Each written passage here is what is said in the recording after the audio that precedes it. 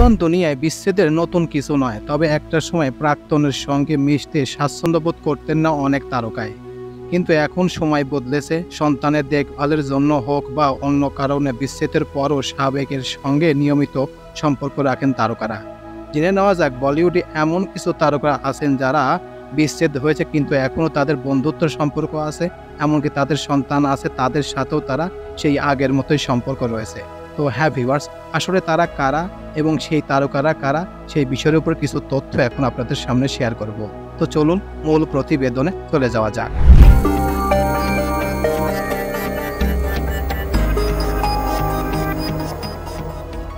ঋত্বিক রোশন ও Suzanne খান।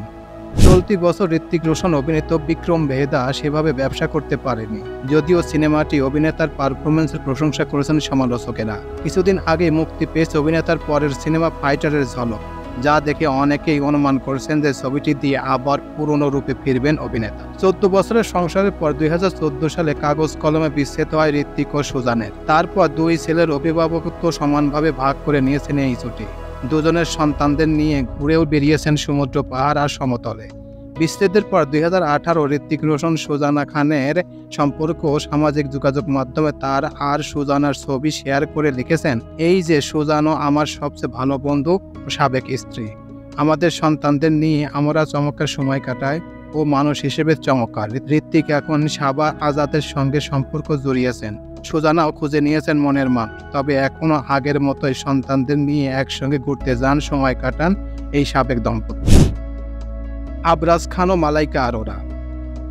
2016 সালের 18 বছরের সংসারের পর বিচ্ছেদ হয় আবরাজ খান ও মালাইকা আরোরার।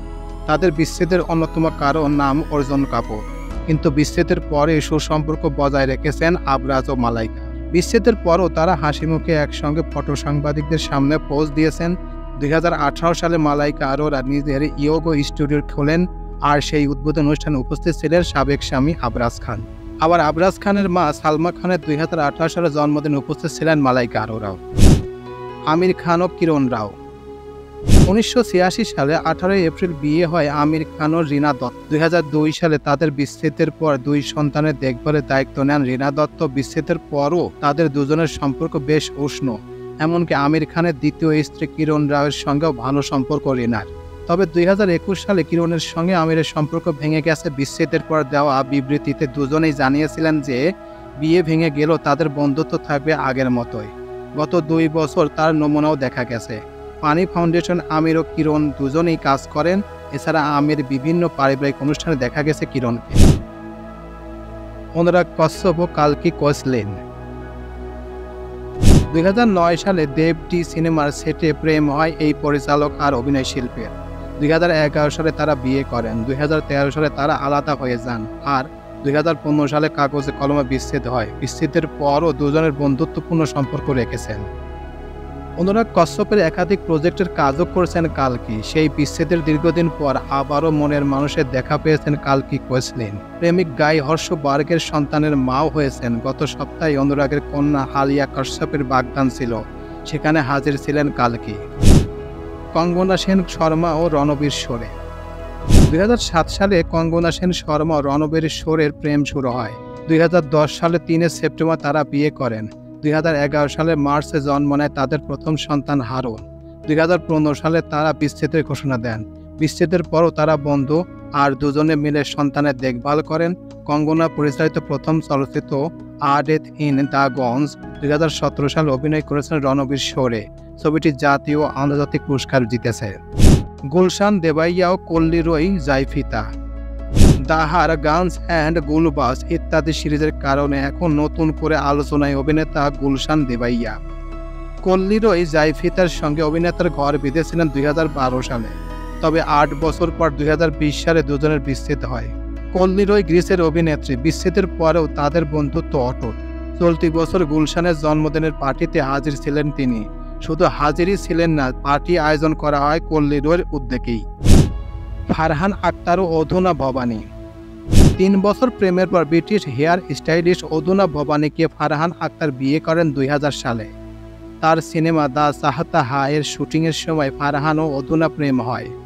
2016 সালে 21 জানুয়ারি তারা বিচ্ছেদের ঘোষণা দেন। 16 বছরের প্রেম ভাঙলেও দুজনের বন্ধুত্ব এখনও অটুট। 3 বছর প্রেমের পর 2022 সালে ভিডিও জকি শিবানী ধনডোরকরকে বিয়ে করেন ফারহান। তো এই ছিল মোটামুটি আমাদের আজকের প্রতিবেদন। উপরোক্ত প্রতিবেদন থেকে আমার একটা জিনিসই বুঝলাম যে আসলে এটাকেই বলে প্রেম, এটাকেই বলে বন্ধুত্ব, এটাকেই বলে অটুট। কারণ আপনাদের মধ্যে বনিবনা হতে পারে, আপনাদের মধ্যে সম্পর্কেও অবনতি হতে পারে, কিন্তু বন্ধুত্ব, ভালোবাসা এগুলো যদি এরকম সারা জীবন থাকে তাহলে এটাকেই বলে কখনো এটা ধ্বংস হওয়ার পথে নয়।